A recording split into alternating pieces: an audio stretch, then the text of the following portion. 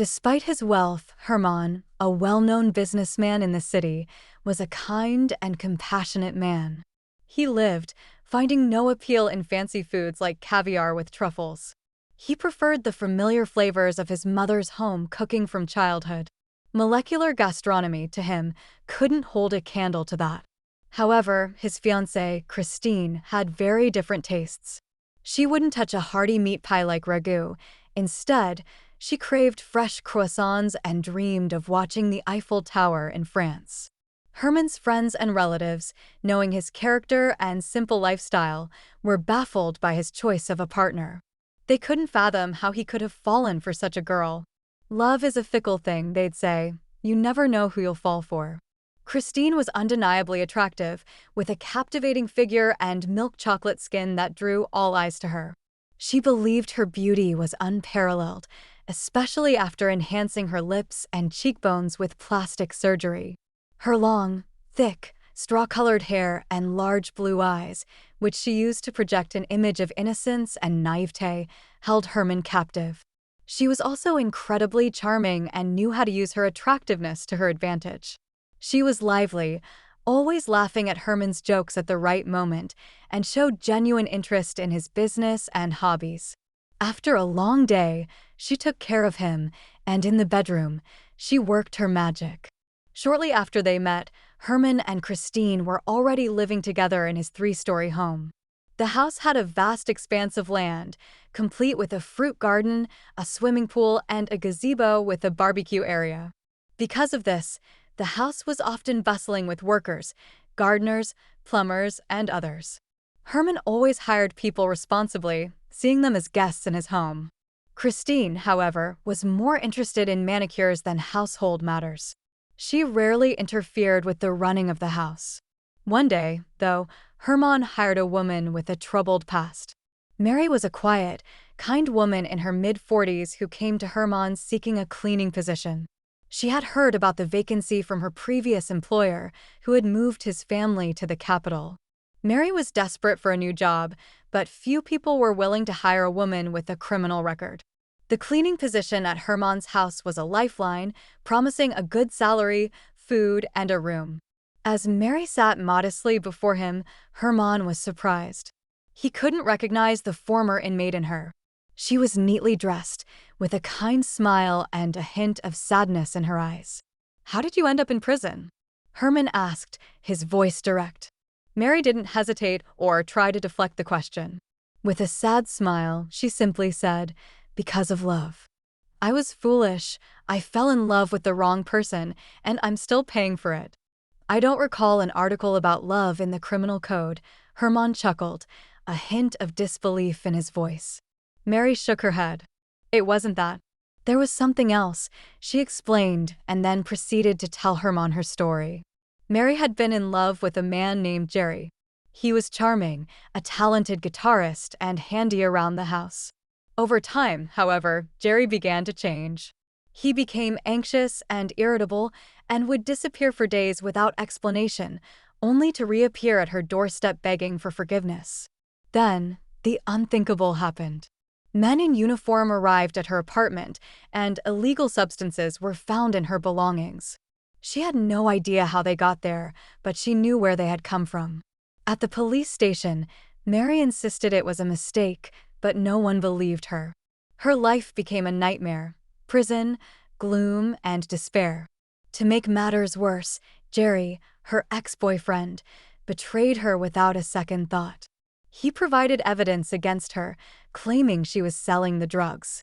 "Didn't you notice he was a bad person?" Herman asked sincerely, touched by Mary's story. "You should have run away from him."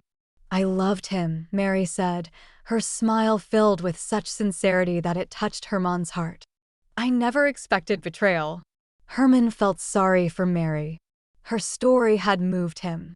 He valued justice, believed in karma, and lived by a strong moral compass. It was no wonder he ran an honest business. The injustice Mary had suffered deeply troubled him. "Why don't you apply for rehabilitation?" he pressed, hoping to offer her some support. "I was warned in prison," Mary said, her voice low. If I try to file a complaint against someone, I'll be charged again with the same crime, but for a longer sentence. So I decided it was better to forget everything like a bad dream. But even after serving my time, my nightmare didn't end. People don't want to hire me. They don't want anything to do with me. Herman, unlike many others, believed Mary. He believed in giving people a second chance. And so, the wealthy businessman decided to hire the former prisoner and even let her live in his house. Everything seemed to be going well until Christine discovered that a former convict was living under the same roof. She went into a frenzy of hysteria. "How is this possible?" she complained theatrically to Herman, wringing her hands and occasionally breaking into a shrill scream. "Do you want me to live with a real criminal? You don't value me at all. What if she cuts my throat at night? What if she steals something? Who knows what ex-convicts are capable of or what kind of friends she has left in prison? What did she learn there? Fire her, Herman, before things get worse." Herman couldn't fire Mary. He believed in her, and her life had been difficult enough already. Besides, there was no reason to fire her. "Don't waste your breath, Christine," Herman said wearily, trying to calm his hysterical fiancée. "Mary is doing her job perfectly. There's no dust in the house, everything is clean, and all the clothes are in order. Nobody else complains about her, it's just you who is driving me crazy. You can't even see her, she's always busy with work. You should take her as an example because you're getting all sorts of nonsense in your head out of boredom. Find something to do." Christine's resentment grew after Herman's words. If she couldn't vent her anger on her potential husband, then why not on the maid with such a dark past? She started small, breaking things or spilling drinks on the carpet in front of Mary. "Oh, I'm so clumsy," she'd say with a childishly naive expression, fluttering her eyelashes like a fan. "I'm sorry. Just clean this up properly, make sure there are no traces on the carpet." Then she would smile cunningly and maliciously, a hyena's grin that clashed with her beautiful face. It was a pity she didn't let her fiancé see this side of her nature. Christine went so far as to ruin her belongings, blouses, dresses, and skirts, and blamed everything on Mary. In her opinion, Mary simply didn't know how to handle expensive things properly. "Just look, Herman, what she's done to my cashmere sweater. She washed it wrong and now it's shrunk," she lamented, waving a gray sweater. "This is designer knitwear, and she turned it into a rag." Herman, understanding Christine's need for validation, nodded and gave her the green light to buy new designer clothes. On top of all the accusations, Christine would often taunt Mary with sharp words. "You have such an interesting style today, Mary," she'd sneer, casting a contemptuous glance at the cleaning lady in her plain gray dress. "Is it a habit from your prison life to wear such a robe? Or have you always had such bad taste?" Another time, she wrinkled her nose and demonstratively left the room where Mary was cleaning. "It smells like a prison here," she said, before commanding, "Mary, open the windows and ventilate the room." Through it all, Mary remained silent, behaved decently, and tried to avoid Christine as much as possible. However, things took a more serious turn. First, Herman started noticing small sums of money missing from his jacket pocket and wallet, a few bills here and there, hardly worth mentioning. One day, he had placed $300 on his bedside table and then put it in his pocket. The next day, when he went to pay for gas, he discovered his pocket was empty. "I told you this would happen," Christine chided her fiancé, but then as if out of mercy, hugged him and whispered heatedly in his ear, "It's all because of your kindness. You hire wretched and mean people to work and look, they're stealing money from you." "It can't be Mary," Herman insisted. "But who else could it be? Do you think it's me? I don't even use cash." This was true. Christine had received an unlimited credit card from her wealthy fiancé and used it liberally in boutiques, waving it over terminals like a magic wand. Thanks to her contactless magic, her wardrobe had grown to unprecedented proportions, and an Arab princess would have envied her jewelry collection. "You need to be stricter with her," the blonde coaxed, sitting on Herman's lap for emphasis. "She needs to be reined in, otherwise, she'll get completely out of control. Today she's taking money from your wallet, but what will she do tomorrow? Herman, acknowledging that the problem needed to be addressed, said, "I'll talk to her." But he kept putting it off. At first, there was a lot of work, and then it was simply forgotten in the hustle and bustle. Honestly, he didn't want to believe that the kind-hearted Mary was a thief. But a nagging doubt gnawed at his soul. Maybe she had truly learned those ways in prison. Life isn't easy. As soon as the missing money stopped, Christine's belongings began to disappear from the house. "She's the one doing it," Christine shouted, throwing her dresses around the room. "She stole my dresses and the perfumes too. Why would she need your dresses?" Herman tried to calm his bride. "Don't make a fuss. How old is she? Where would she go in your miniskirts? To a disco?"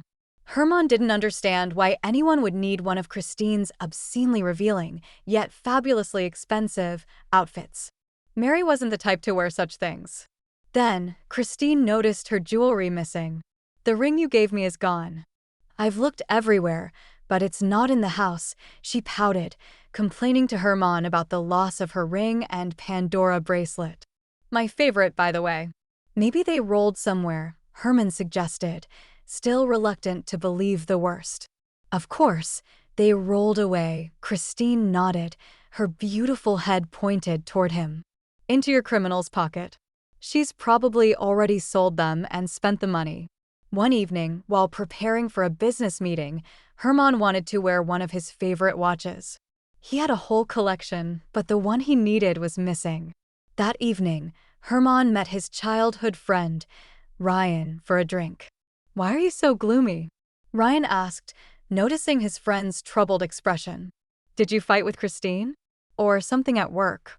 "No, everything's great there," Herman waved his hand dismissively. "There's trouble at home. Things have started to disappear. Vanishing or something?" Ryan laughed. "You know, hire some ghost hunters. Or, as my grandmother taught me, say 3 times, house elf, play a game and give it back. Maybe you'll find your missing things." "I'm telling you seriously," Herman snorted good-naturedly. "Someone is stealing things." At first, it was small stuff, then expensive jewelry started disappearing from Christine's place. "Today my watch is gone." "So why haven't you gone to the police yet?" Ryan asked, pouring the contents of the decanter into their glasses. "I don't want to cause a commotion, you understand. I hired a woman who has already served her time. They won't bother to investigate, they'll just send her back to prison, and I can't ruin someone's life like that." "You're too kind, Herman, you've always been." Ryan shook his head disapprovingly, clinking glasses with his friend. "I don't understand how you managed to build a business with such a character. Cheers to your health." "But that's exactly why I succeeded," Herman said. "I didn't cheat, didn't seek extra profit, and acted with a conscience. I'll tell you this, maybe I'm not the richest man, but I sleep well and calmly. I don't want to take sin on my soul. There are many employees in my house. I can't just blame everything on Mary. She's still such a wonderful woman, I treat her like a mother. And this is happening, and I have this unpleasant suspicion. Do you know how we can check everything?" Ryan asked, wrinkling his nose from the strength of his drink. "You should install hidden cameras in the house and observe who's disturbing your trinkets." Herman found the idea sensible. That way, he could gather evidence and quietly resolve the situation. Deep down, he hardly doubted Mary was behind it all. But Herman had no idea that installing a video surveillance camera would be just the beginning. The first day of recording showed nothing interesting. Neither did the second or third. Everyone in the house was busy with their duties, not even slacking off from work. Herman was desperate to catch the culprit red-handed, but on the 8th day of secret surveillance, he noticed another disappearance. Handcrafted cufflinks of white gold, adorned with diamonds and black onyx, were missing from their box. Herman immediately turned on his laptop, opened the necessary program, and began reviewing the recording from his bedroom over the past day. He fast-forwarded through the footage of the empty room for a long time, but then he stopped and paled at what he saw. His beloved and beautiful fiancée, Christine, entered the room, looking around. Gracefully swaying her hips, she walked to Herman's drawer, opened it and ran her fingers over the boxes, stopping at the black one. "How could you, Christine?" Herman muttered in complete shock and bewilderment, staring at the laptop screen. The reality didn't fit into his head. He had given her everything: housing, love, money. Had she done this because of Mary? Had she decided to frame her? Despite the righteous anger burning in his chest, Herman decided to uncover the truth and expose his fiancée. He hired a detective who, on Ryan's advice, worked tirelessly, leaving no stone unturned. It turned out Christine's theft was just the tip of the iceberg of her lies. Her fiancé, a compulsive gambler, had been spinning tales to Christine about starting his own business. The only problem was he never had enough money to make his dream come true. He had gotten into trouble and was in debt. He told Christine that if someone helped him, he would return the money with interest. Christine had the money, or more precisely, Herman had earned it honestly.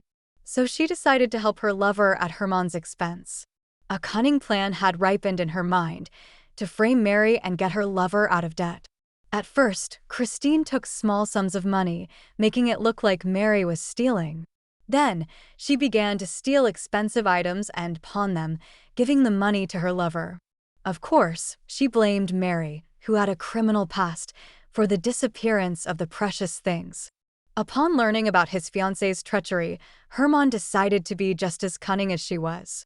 He didn't reveal all his cards right away. Instead, he planned to catch her in the act. One evening, he showed Mary a new ring with a large stone that looked incredibly expensive. "Look," he said, demonstrating the ring, "it's worth a fortune. You shouldn't leave it at home. Your dear cleaner might steal it." Christine seemed to approve of the plan and was impressed by her fiancé's resourcefulness. The ring remained in place for 2 days, then it disappeared. Herman immediately informed Christine. "So is Mary the thief after all, huh? I knew it. There are no reformed criminals. She has no conscience. You're going to fire her, aren't you?" Christine exclaimed, blushing with pleasure and looking into Herman's honest sky-blue eyes. Herman looked into her eyes and couldn't understand how he had been so wrong. "That means you're the thief, Christine, and also a hypocritical wretch. So pack your designer knit sweaters and don't you ever set foot here again." "Could you say that?" Christine's lips trembled, tears welling up in her eyes. "You said yourself only your convict knew about the ring." But in fact, she didn't know about the ring, Herman admitted. "I only told you about it. Not a single living soul knew about it. It's a fake, by the way, just like you. So you can give it to your new sugar daddy. You won't make any money from it anyway." The breakup was loud and theatrical. Christine screamed, begged, pleaded. She threw herself on her knees in front of Herman, swearing her eternal love. "Give me one last chance, Herman," she prayed, grabbing her ex-fiancé's hands.